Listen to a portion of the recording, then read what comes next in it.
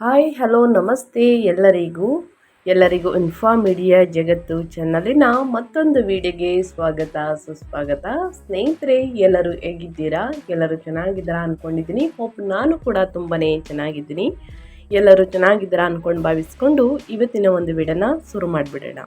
ಇವತ್ತಿನ ಒಂದು ವಿಡಿಯೋದಲ್ಲಿ ಫೆಬ್ರವರಿ 1ನೇ ತಾರೀಕು 2026ನೇ ವರ್ಷದಲ್ಲಿ ಫೆಬ್ರವರಿ 1ನೇ ತಾರೀಕು ಮಾಘ ಹುಣ್ಣಿಮೆ ಅಥವಾ ಭರತ ಹುಣ್ಣಿಮೆ ಇದೆ ಸ್ನೇಹಿತರೆ. ಈ ಹುಣ್ಣಿಮೆಯ ದಿನದಿಂದ ಸಾಕಷ್ಟು ಬದಲಾವಣೆಯನ್ನು ವೃಶ್ಚಿಕ ರಾಶಿಯವರು ನೋಡಲಿದ್ದೀರಿ. ಅದು ನಿಮ್ಮ ವ್ಯಾಪಾರದಲ್ಲಾಗಬಹುದು, ವ್ಯವಹಾರದಲ್ಲಾಗಬಹುದು, ನಿಮ್ಮ ವೃತ್ತಿ ಜೀವನದಲ್ಲಿ, ನಿಮ್ಮ ಆರೋಗ್ಯದಲ್ಲಿ, ಯಾವುದರಲ್ಲಿ ಏನೆಲ್ಲ ಅದೃಷ್ಟದ ಫಲಗಳನ್ನು ಗಳಿಸಲಿದ್ದೀರಿ, ಯಾವುದರ ಬಗ್ಗೆ ಎಚ್ಚರಿಕೆ ವಹಿಸಬೇಕು ಅನ್ನೋದನ್ನ ಇದೇ ವಿಡಿಯೋದಲ್ಲಿ ತಿಳಿಸ್ಕೊಡ್ತೀನಿ. ಇದನ್ನೆಲ್ಲ ಕಂಪ್ಲೀಟಾಗಿ ತಿಳ್ಕೋಬೇಕು, ಸಣ್ಣ ಪುಟ್ಟ ಪರಿಹಾರಗಳನ್ನು ಫಾಲೋ ಮಾಡಬೇಕು ಅಂದರೆ ಎಲ್ಲೂ ಕೂಡ ವಿಡಿಯೋನ ಸ್ಕಿಪ್ ಮಾಡಬಾರ್ದು. ಅಂದರೆ ವಿಡಿಯೋನ ಕಟ್ ಮಾಡಿ ಓಡಿಸ್ಕೊಂಡೋಗಿ ನೋಡ್ತೀರಾ, ಇದು ಫುಲ್ ಇನ್ಫಾರ್ಮೇಷನ್ ಅರ್ಥ ಆಗಲ್ಲ. ಸೊ ಹಾಗಾಗಿ ಎಲ್ಲ ವಿಡಿಯೋದಲ್ಲೂ ತಿಳಿಸ್ತಾ ಇರ್ತೀನಿ. ಮೊದಲಿಂದ ಕೊನೆ ತನಕ ವಿಡಿಯೋನ ವಾಚ್ ಮಾಡಿ. ವಿಡಿಯೋದಲ್ಲಿ ಒಳ್ಳೆ ಮಾಹಿತಿ ಸಿಕ್ಕಿದ್ದಲ್ಲಿ ತಪ್ಪದೆ ವಿಡಿಯೋಗೊಂದು ಲೈಕ್ ಕೊಟ್ಟು, ಇನ್ನೂ ನನ್ನ ಚಾನಲ್ನ ಸಬ್ಸ್ಕ್ರೈಬ್ ಮಾಡ್ಕೊಳ್ಳೋದನ್ನೇ ನೋಡ್ತಿದ್ರೆ ಇನ್ಫಾರ್ಮ್ ಮೀಡಿಯಾಗೆ ಸಬ್ಸ್ಕ್ರೈಬ್ ಆಗಿ ನಿಮ್ಮ ಅಭಿಪ್ರಾಯಗಳನ್ನು ಕಮೆಂಟ್ ಬಾಕ್ಸಲ್ಲಿ ತಿಳಿಸ್ಬೋದು. ಓಂ ನಮ ಚನ್ನೇಶ್ವರಾಯ ನಮಃ ಅನ್ನೋದನ್ನ ಕಮೆಂಟ್ ಮಾಡಿ. ಶನಿದೇವರ ಅನುಗ್ರಹದಿಂದ ನಿಮ್ಮ ಜೀವನದಲ್ಲಿ ಎಷ್ಟೇ ದೊಡ್ಡ ಮಟ್ಟದಲ್ಲಿ ಸಮಸ್ಯೆಗಳಿದ್ರೂ ಕೂಡ ಅವೆಲ್ಲವೂ ಸಂಪೂರ್ಣವಾಗಿ ನಿವಾರಣೆಯಾಗಲಿದೆ ಸ್ನೇಹಿತರೆ. ಇನ್ನು ಹುಣ್ಣಿಮೆಯ ದಿನ ಏನೆಲ್ಲ ಪರಿಹಾರವನ್ನು ಮಾಡಬೇಕು ವೃಶ್ಚಿಕ ರಾಶಿಯವರು ಅನ್ನೋದನ್ನ ತಿಳಿಸ್ಕೊಡ್ತೀನಿ. ಯಾಕಂದರೆ ಗ್ರಹಗಳ ಸಂಚಾರ ಮತ್ತು ಗ್ರಹಗಳ ಸ್ಥಾನ ಬದಲಾವಣೆಯಿಂದ ಸಾಕಷ್ಟು ಬದಲಾವಣೆಯನ್ನು ನಿಮ್ಮ ಜೀವನದಲ್ಲಿ ನೋಡಲಿದ್ದೀರಿ. ಗ್ರಹಗಳ ಸಂಚಾರ: ಶನಿ ಮೀನದಲ್ಲಿ 5ನೇ ಮನೆಯಲ್ಲಿ ತಿಂಗಳ ಪೂರ್ತಿ ಇರಲಿದ್ದಾರೆ. ಗುರು ಮಿಥುನದಲ್ಲಿ 8ನೇ ಮನೆಯಲ್ಲಿ ತಿಂಗಳ ಪೂರ್ತಿ. ರಾಹು ಕುಂಭದಲ್ಲಿ 4ನೇ ಮನೆಯಲ್ಲಿ. ಕೇತು ಸಿಂಹದಲ್ಲಿ 10ನೇ ಮನೆಯಲ್ಲಿ ತಿಂಗಳ ಪೂರ್ತಿ. ಇದು ಗ್ರಹಗಳ ಸಂಚಾರ ಮತ್ತು ಗ್ರಹಗಳ ಸ್ಥಾನ ಬದಲಾವಣೆ ಅಂತಲೇ ಹೇಳ್ಬೋದು ವೃಶ್ಚಿಕ ರಾಶಿಯವರಿಗೆ. ಸ್ನೇಹಿತರೆ, ಫೆಬ್ರವರಿ 1ರಿಂದ ಹುಣ್ಣಿಮೆ ಮುಗಿದ ನಂತರ ನಿಮಗೆ ಬಹಳ ಪ್ರಾಯೋಗಿಕ ಮನಸ್ಥಿತಿಯೊಂದಿಗೆ ಪ್ರಾರಂಭವಾಗುತ್ತದೆ.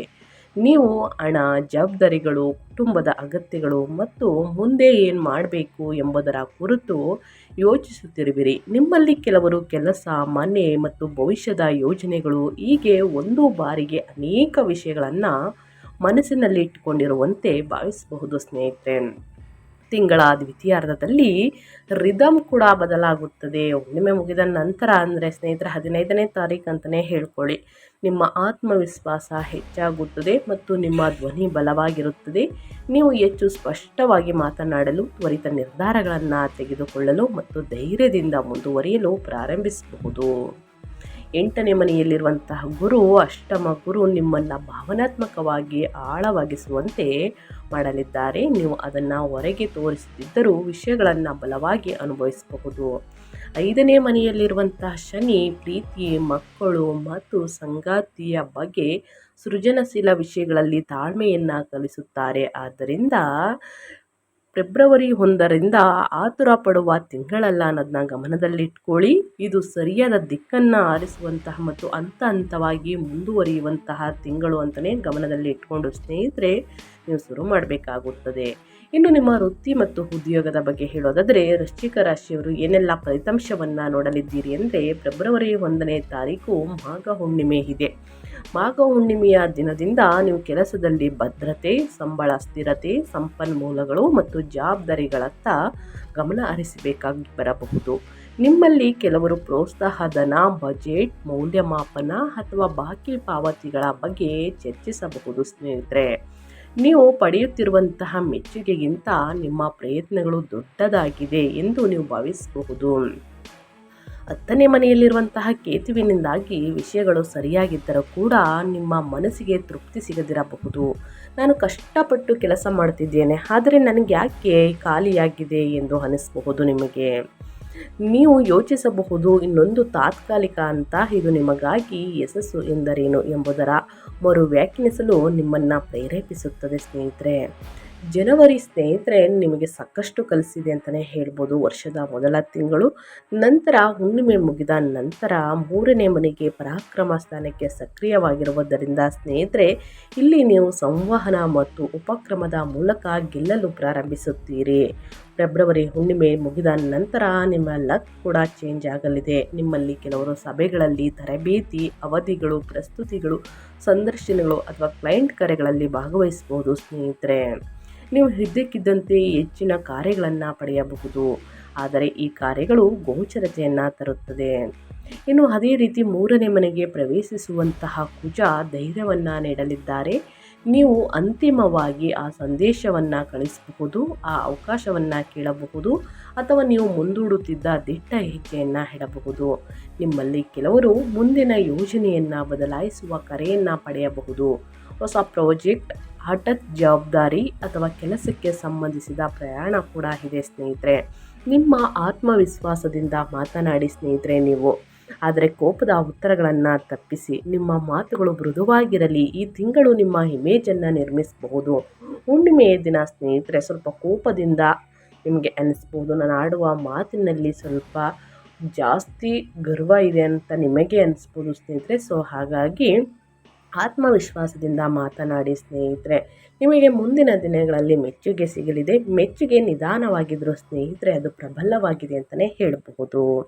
ಇನ್ನು ನಿಮ್ಮ ಆರ್ಥಿಕತೆ, ಹಣಕಾಸಿನ ಬಗ್ಗೆ ಹೇಳೋದಾದರೆ ಏನೆಲ್ಲ ಬದಲಾವಣೆಯನ್ನು ನೋಡಲಿದ್ದೀರಿ, ಯಾವುದರ ಬಗ್ಗೆ ಎಚ್ಚರಿಕೆ ವಹಿಸಬೇಕು ಅಂದರೆ, ಹುಣ್ಣಿಮೆ ಮುಗಿದ ನಂತರ ಹಣಕಾಸಿನ ವಿಚಾರದಲ್ಲಿ ಒಂದು ಪ್ರಮುಖ ವಿಷಯವಾಗಿದೆ. ಹಣವು ನಿಮಗೆ ಸ್ನೇಹಿತರೆ ಆದಾಯ ಮತ್ತು ಕುಟುಂಬದ ಖರ್ಚುಗಳತ್ತ ಗಮನವಿರುತ್ತದೆ. ನಿಮ್ಮಲ್ಲಿ ಕೆಲವರು ದೊಡ್ಡ ಖರೀದಿಯನ್ನು ಯೋಜಿಸಬಹುದು, ಸಾಲವನ್ನು ನಿರ್ವಹಿಸಬಹುದು ಅಥವಾ ಮನೆಯಲ್ಲಿ ಹಣದ ಅರಿವನ್ನು ಮರುಹೊಂದಿಸಬಹುದು. 8ನೇ ಮನೆಯಲ್ಲಿರುವಂತಹ ಗುರು ಸಾಮಾನ್ಯವಾಗಿ ಸ್ನೇಹಿತರೆ ನಿಮಗೆ ಹಣ ಬಗ್ಗೆ ಯೋಚಿಸುವಂತೆ ಮಾಡಲಿದ್ದಾರೆ. ಹೆಚ್ಚು ಉಳಿತಾಯ ಮಾಡುವುದು, ವಿಮೆ ಖರೀದಿಸುವುದು, ಸಾಲಗಳನ್ನು ತೀರಿಸುವುದು ಅಥವಾ ಕುಟುಂಬದ ದೀರ್ಘಕಾಲೀನ ಭದ್ರತೆಯನ್ನು ರಕ್ಷಿಸುವುದು ನಿಮಗೆ ಅನಿಸಬಹುದು. ಆ ಆಲೋಚನೆ ಈಗ ಸರಿಯಾಗಿದೆ ಸ್ನೇಹಿತರೆ. ಹುಣ್ಣಿಮೆ ಮುಗಿದ ನಂತರ ಹಣದ ನಿರ್ಧಾರಗಳು ಚುರುಕಾಗ್ತವೆ. ಏನನ್ನು ಇಟ್ಕೊಳ್ಬೇಡಿ, ಏನನ್ನು ಕಡಿತಗೊಳಿಸಬೇಕು ಮತ್ತು ನಿಮ್ಮ ಹಣ ಎಲ್ಲಿ ಸೋರಿಕೆಯಾಗ್ತಿದೆ ಎಂಬ ನಿಮಗೆ ಸ್ನೇಹಿತರೆ ಉತ್ತಮ ಸ್ಪಷ್ಟತೆ ಸಿಗಬಹುದು ಹುಣ್ಣಿಮೆ ಮುಗಿದ ನಂತರ. ಕೆಲವರು ಸಂಗಾತಿ, ಕುಟುಂಬ ತಡವಾದ ಹಣ ಬರುವಂತಹ ಮೂಲಕ ಸಹಾಯ ಬೆಂಬಲವನ್ನು ಪಡೆಯಬಹುದು. ನಿಮ್ಮಲ್ಲಿ ಕೆಲವರಿಗೆ ಸ್ನೇಹಿತರೆ ಸಂಗಾತಿ ಕಡೆಯಿಂದ ಅಥವಾ ಕುಟುಂಬದಿಂದ ಸ್ನೇಹಿತರೆ ಹಣವನ್ನು ಸಹಾಯವಾಗಿ ನೀವು ಪಡೆಯಬಹುದು. ಅದನ್ನು ತೀರಿಸಲಿದ್ದೀರಿ. 4ನೇ ಮನೆಯಲ್ಲಿರುವಂತಹ ರಾಹು ಮನೆಯ ಸೌಕರ್ಯ, ಗ್ಯಾಜೆಟ್ಗಳ ರಿಪೇರಿ ಅಥವಾ ವಾಹನ ವಿಷಯಗಳಿಗೆ ಖರ್ಚು ಮಾಡಲು ಪ್ರಚೋದಿಸಬಹುದು. ಅಗತ್ಯವನ್ನು ಪರಿಶೀಲಿಸಿದ ನಂತರವೇ ಖರ್ಚು ಮಾಡಿ. ಅನಗತ್ಯ ಖರ್ಚುಗಳಿಂದ ಆದಷ್ಟು ದೂರವಿರಿ. ಗೃಹೋಪಯೋಗಿ ವಸ್ತುಗಳನ್ನು ಪದೇ ಪದೇ ಖರೀದಿ ಮಾಡೋದಕ್ಕೆ ಹೋಗಬೇಡಿ ಸ್ನೇಹಿತರೆ. ಒಂದು ಸ್ವಲ್ಪ ಸೇವಿಂಗ್ಸ್ ಮಾಡೋದನ್ನ ಬಹಳ ಮುಖ್ಯ ಸ್ನೇಹಿತರೆ. ನೀವು ಈ ಸಮಯದಲ್ಲಿ ಸುಮ್ಮನೆ ಸಾಲ ನೀಡಬೇಡಿ ಮತ್ತು ಸಾಲ ಕೊಡುವುದಕ್ಕೂ ಹೋಗಬೇಡಿ. ನಿಮ್ಮ ಆರ್ಥಿಕ ಗಡಿಗಳನ್ನು ಬಲವಾಗಿ ಇಟ್ಕೊಳ್ಳಿ, ಒಳಿತಾಗಲಿದೆ. ಹಣಕಾಸಿನ ವಿಚಾರದಲ್ಲಿ ವೃಶ್ಚಿಕ ರಾಶಿಯವರು ಯಾವ ಥರ ಬಗ್ಗೆ ಎಚ್ಚರಿಕೆ ವಹಿಸಬೇಕು, ಏನೆಲ್ಲ ಅದೃಷ್ಟದ ಫಲಗಳನ್ನು ಗಳಿಸಲಿದ್ದೀರಿ ಅನ್ನೋದನ್ನ ಒಟ್ಟಾರೆಯಾಗಿ ತಿಳಿಸ್ಕೊಟ್ಟಾಯಿತು. ಇನ್ನು ಮುಂದಿನದಾಗಿ ಹೇಳೋದಾದರೆ ಕುಟುಂಬ ಮತ್ತು ಸಂಬಂಧಗಳ ಬಗ್ಗೆ. ಮನೆಯ ವಿಷಯಗಳು ಕೆಲವೊಮ್ಮೆ ಅಸ್ಥಿರವಾಗಿರಬಹುದು. 4ನೇ ಮನೆಯಲ್ಲಿರುವಂತಹ ರಾಹು ಮನಸ್ಸನ್ನು ನೆಲೆಗೊಳ್ಳದ ಭಾವನೆಯನ್ನು ಉಂಟು ಮಾಡಬಹುದು. ಎಲ್ಲವೂ ಸರಿಯಾಗಿದ್ದರೂ ಏನೋ ಬದಲಾಗಬೇಕಿದೆ ಎಂದು ನೀವು ಭಾವಿಸಬಹುದು ಸ್ನೇಹಿತರೆ. ನಿಮ್ಮಲ್ಲಿ ಕೆಲವರು ಮನೆಯನ್ನು ಮರುಹೊಂದಿಸಬಹುದು, ನವೀಕರಣವನ್ನು ಯೋಜಿಸಬಹುದು ಅಥವಾ ಸ್ಥಳಾಂತರಗೊಳ್ಳುವ ಪ್ರಚೋದನೆಯನ್ನು ಅನುಭವಿಸಬಹುದು. ಮಾತು ಮುಖ್ಯ. 2ನೇ ಮನೆಯಲ್ಲಿರುವಂತಹ ಸೂರ್ಯ, ಕುಜ, ಶುಕ್ರ, ಬುಧ ನಿಮ್ಮ ಮಾತುಗಳನ್ನು ತೀಕ್ಷ್ಣವಾಗಿಸಬಹುದು. ನೀವು ಏನಾದರೂ ಬಲವಾಗಿ ಹೇಳಬಹುದು ಮತ್ತು ನಂತರ ನಾನು ಆ ಅರ್ಥದಲ್ಲಿ ಹೇಳಿಲ್ಲ ನೀವೆಂದು ಭಾವಿಸಬೇಡಿ. ಆದ್ದರಿಂದ ನಾವು ವಿಶೇಷವಾಗಿ ಕುಟುಂಬದೊಂದಿಗೆ ಮೃದುವಾಗಿ ಮಾತನಾಡಿ ಎಂದು ಸೂಚಿಸ್ತಾ ಇದ್ದೀನಿ ಸ್ನೇಹಿತರೆ. ಗ್ರಹಗಳ ಬದಲಾವಣೆಯಿಂದ ನಿಮ್ಮ ಮನಸ್ಥಿತಿ ಕೂಡ ಸ್ವಲ್ಪ ಬದಲಾಗಲಿದೆ. ಸೊ ಹಾಗಾಗಿ ಸ್ನೇಹಿತರೆ ಆದಷ್ಟು ಈ ತಿಂಗಳು ಮೃದುವಾಗಿ ಮಾತನಾಡಿ. ಅದು ಕುಟುಂಬದಲ್ಲಾಗಲಿ ಮತ್ತು ನಿಮ್ಮ ವೈಯಕ್ತಿಕ ಜೀವನದಲ್ಲಾಗಲಿ, ಜೊತೆಗೆ ನಿಮ್ಮ ಮಕ್ಕಳ ಬಗ್ಗೆ ಕೂಡ ಸ್ನೇಹಿತರೆ ಹೊರಗಿನವರ ಜೊತೆ ಕೂಡ ಮಾತನಾಡಬೇಕಾದ್ರೆ ಸ್ವಲ್ಪ ಮೃದುವಾಗಿ ಮಾತನಾಡುವುದು ಉತ್ತಮ. ಪ್ರೀತಿ ಮತ್ತು ಮದುವೆಯಲ್ಲಿ 5ನೇ ಮನೆಯಲ್ಲಿರುವಂಥ ಶನಿ ಪ್ರಬುದ್ಧತೆಯನ್ನು ಕೇಳಲಿದ್ದಾರೆ. ನೀವು ಸಂಬಂಧದಲ್ಲಿ ಇದ್ದರೆ ನೀವು ಸ್ಪಷ್ಟತೆಯನ್ನು ಭಾವಿಸಬಹುದು. ಇದು ಎತ್ತ ಸಾಗುತ್ತಿದೆ, ಭವಿಷ್ಯದ ಯೋಜನೆ ಏನು. ಈ ತಿಂಗಳು ಗಂಭೀರ ಸಂಭಾಷಣೆಗಳನ್ನು ಬೆಂಬಲಿಸುತ್ತದೆ. ಕ್ಯಾಸುವಲ್ ನಾಟಕವನ್ನೆಲ್ಲ ಸ್ನೇಹಿತರೆ. ನಿಮ್ಮಲ್ಲಿ ಕೆಲವರು ತಿಂಗಳ ಮಧ್ಯದ ನಂತರ ಒಡ ಹುಟ್ಟಿದವರು ಮತ್ತು ಹಳೆಯ ಸ್ನೇಹಿತರೊಂದಿಗೆ ಮರು ಸಂಪರ್ಕವನ್ನು ಸಾಧಿಸಬಹುದು. ಕರೆ, ಸಂದೇಶ ಅಥವಾ ಸಣ್ಣ ಭೇಟಿ. ಭಾವನೆಗಳು ಭಾರವಾಗಿದ್ದರೆ ಸ್ಫೋಟಕಗೊಳ್ಬೇಡಿ. ನೀವು ಶಾಂತವಾಗಿರುವಾಗ ಮಾತನಾಡಿ ಸ್ನೇಹಿತರೆ, ಅದು ಒಳಿತಾಗಲಿದೆ. ಇನ್ನು ನಿಮ್ಮ ಆರೋಗ್ಯದ ಬಗ್ಗೆ ಹೇಳೋದಾದರೆ, ಏನೆಲ್ಲ ಬದಲಾವಣೆಯನ್ನು ಸೂಚಿಸಲಾಗಿದೆ, ಯಾವುದರ ಬಗ್ಗೆ ಎಚ್ಚರಿಕೆ ವಹಿಸಬೇಕು ಅನ್ನೋದನ್ನ ನೋಡ್ತಾ ಹೋಗೋಣ. ಆರೋಗ್ಯಕ್ಕೆ ಸ್ಥಿರವಾದ ಕಾಳಜಿ ಬೇಕು ನಿಮಗೆ. ಹುಣ್ಣಿಮೆ ಮುಗಿದ ನಂತರ ಅಂದರೆ ಹುಣ್ಣಿಮೆಯ ದಿನದಿಂದಲೇ ಅಂದ್ಕೊಳ್ಳಿ, ಗಂಟಲು, ಹಲ್ಲುಗಳು, ಜೀರ್ಣಕ್ರಿಯೆ, ಹೊಟ್ಟೆಗೆ ಪಟ್ಟಂತಹ ಸಮಸ್ಯೆಗಳು ನಿಮ್ಮನ್ನು ಕಾಡಬಹುದು. ನಿದ್ರೆಯ ಬಗ್ಗೆ ನಿಗಾ ಇರಿಸಿ. ಒತ್ತಡವು ದೇಹದ ಮೂಲಕ ಕಾಣಿಸಿಕೊಳ್ಳಬಹುದು. ನೀವು ಊಟವನ್ನು ಬಿಟ್ಟರೆ ಅಸಿಡಿಟಿ ಜಾಸ್ತಿ ಆಗಲಿದೆ, ಅಥವಾ ಅನಿಯಮಿತವಾಗಿ ತಿಂದರೆ ಅಂದರೆ ಹೊರಗಿನ ತಿಂಡಿ ಆಗಲಿ ಮನೆ ಊಟ ಆಗಲಿ ಜಾಸ್ತಿ ತಿನ್ನುವುದರಿಂದನೂ ಕೂಡ ಸ್ನೇಹಿತರೆ ನಿಮ್ಮ ಹೆಲ್ತ್ ಹಾಳಾಗಲಿದೆ. ನಿಯಮಿತವಾಗಿ ಊಟ ಮಾಡುವುದು ಬಹಳ ಮುಖ್ಯ. ಹೊರಗಿನ ತಿಂಡಿ ತಿನಿಸುಗಳನ್ನು, ಎಣ್ಣೆಯಲ್ಲಿ ಕರಿದಂತಹ ಊಟವನ್ನು, ಮಸಾಲೆ ಭರಿತ ಊಟವನ್ನು ತಿನ್ನುವುದನ್ನು ಕಡಿಮೆ ಮಾಡಿ. ಅಸಿಡಿಟಿ, ಜೀರ್ಣಕ್ರಿಯೆ ಸಮಸ್ಯೆ ನಿಮ್ಮನ್ನು ಕಾಡ್ಬೋದು ಸ್ನೇಹಿತರೆ. ನಿಮ್ಮ ದೇಹವು ದೂರು ನೀಡುತ್ತದೆ ಅಂತಲೇ ಹೇಳಬಹುದು. ಸೊ ಹಾಗಾಗಿ ಹುಣ್ಣಿಮೆ ಮುಗಿದ ನಂತರ ಶಕ್ತಿ ಕ್ರಮೇಣವಾಗಿ ಸುಧಾರಿಸುತ್ತದೆ ಮತ್ತು ನೀವು ಹೆಚ್ಚು ಸಕ್ರಿಯರಾಗುತ್ತೀರಿ. ಆದರೆ 3ನೇ ಮನೆಯಲ್ಲಿರುವಂತಹ ಕುಜ ಸಣ್ಣ ಪುಟ್ಟ ಗಾಯಗಳು, ಭುಜ, ಕೈ ನೋವು ಅಥವಾ ನೀವು ಆತುರ ಪಟ್ಟರೆ ಪ್ರಯಾಣದ ಆಯಾಸವನ್ನು ಉಂಟು ಮಾಡಬಹುದು. ಎಚ್ಚರಿಕೆಯಿಂದ ವಾಹನವನ್ನು ಚಾಲನೆ ಮಾಡಿ. ಅತಿ ವೇಗ ಹೊಳಿತಲ್ಲ, ಇದನ್ನು ಗಮನದಲ್ಲಿಟ್ಕೊಳ್ಳಿ ಸ್ನೇಹಿತರೆ.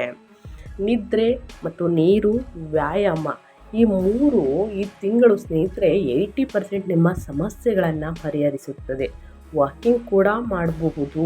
ವ್ಯಾಯಾಮ ಅಂದರೆ ಬರೀ ವ್ಯಾಯಾಮ ಮಾಡೋದಲ್ಲ, ವಾಕಿಂಗ್ ಕೂಡ ಮಾಡಬಹುದು. ಇದರಿಂದ ನಿಮ್ಮ ನಡೆಯಿಂದ ಸ್ನೇಹಿತರೆ ನಿಮ್ಮ ಹೃದಯ ಮಿಡಿತ ಮತ್ತಷ್ಟು ದಿನ ನಡೆಯಲಿದೆ ಅಂತಲೇ ಗಮನದಲ್ಲಿಟ್ಕೊಳ್ಳಿ. ಸೊ ಹಾಗಾಗಿ ಪ್ರತಿದಿನ ನಿಮ್ಮ ಊಟದ ಬಗ್ಗೆ ಮತ್ತು ನಿಮ್ಮ ನಿದ್ರೆಯ ಬಗ್ಗೆ, ನೀರು, ಲಘು ವ್ಯಾಯಾಮದ ಬಗ್ಗೆ ಸ್ನೇಹಿತರೆ ಎಚ್ಚರಿಕೆ ವಹಿಸಿ. ಇದರಿಂದ 80% ನಿಮ್ಮ ಆರೋಗ್ಯ ಉತ್ತಮವಾಗಿರಲಿದೆ.